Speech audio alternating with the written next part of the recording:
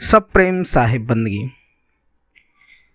सदगुरु कबीर साहब के अनमोल शब्द, सदगुरु कबीर साहब के विजक से आप सभी श्रोता बंधुओं उनके मूल ग्रंथ बीजक में लिखी गई बाणी, शब्द, शाखी, रामायणी आप सभी श्रवण कर रहे हैं, क्योंकि सदगुरु कबीर साहब ने संसार के समस्त मनुष्यों को ज्ञान का भंडार दिया है अपने बीजक के माध्यम से।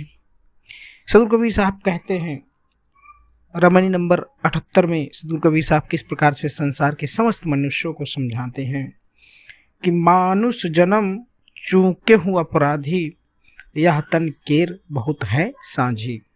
तात जनन कहि पुत्र हमारा, स्वारथ जानकीन प्रतिपारा। कामिन कहे मोर पियो आही, बाघिन रूप गिरासा चाही। सुत कलत्र रहो लो आई, यम की नाई रहे मुख बाई। काग गीत दो मरण विचारे, सीकर स्वान दो पंथ निहारे। अग्नि कहे मैं ई जन जारो, पानी कहे मैं जरत उबारो। धरती कहे मोह मिल जाई, पवन कहे संग लेव उड़ाई।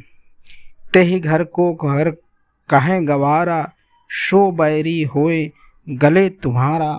सो तन तुम आपन को जानी, विषय स्वरूप भुलायो अज्ञानी।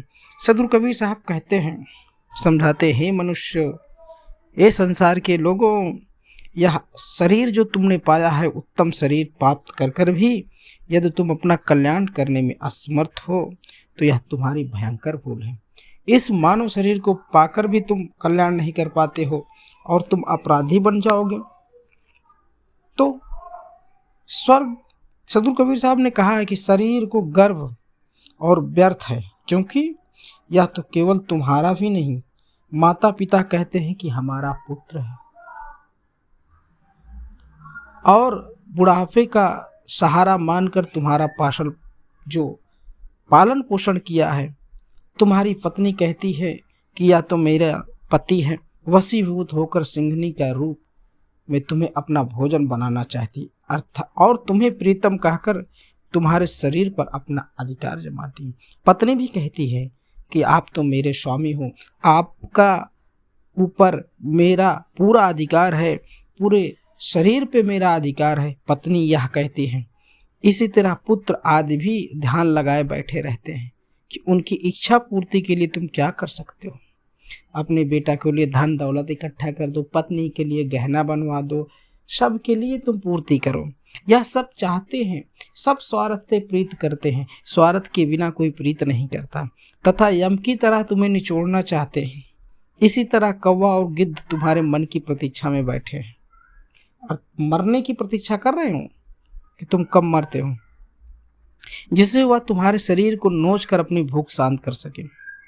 इस प्रकार से सियार कुत्ते भी तुम्हारे मृत शरीर की प्रतीक्षा कर रहे हैं। सोचिए, तुम्हारा जब तक यह शरीर जीवित है उससे पहले ही तुम्हारे शरीर को खाने की चेष्टा रख रहे हैं। कौन?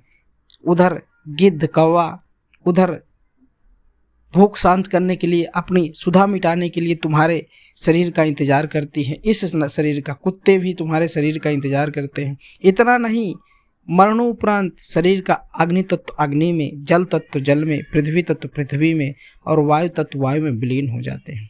इसीलिए शरीर को अपनी काया मानना मिथ्या ज्ञान है।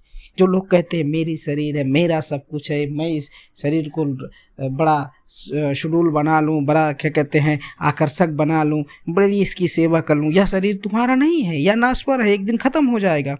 और यह विचार कर चल रहे हो कि शरीर रूपी सत्व तुम्हारा